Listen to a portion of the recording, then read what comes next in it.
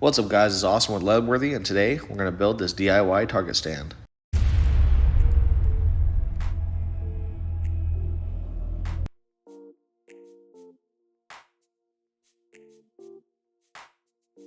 First things first, take 2 of the 3 pieces of wood and cut the bottoms at 45-degree angles. This will make them easier to sink into the ground. Next, find a location, then dig 2 holes. The length of the wood exposed and the depth of the hole will affect the overall height of the target. We use post hole diggers, but you can do this with a shovel or any other digging method.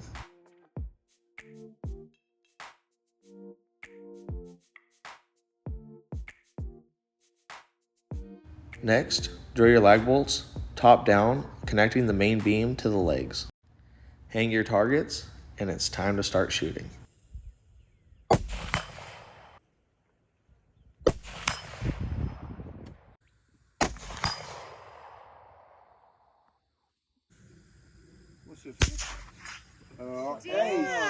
Hey, nobody likes to show off, Derek. I'm sorry.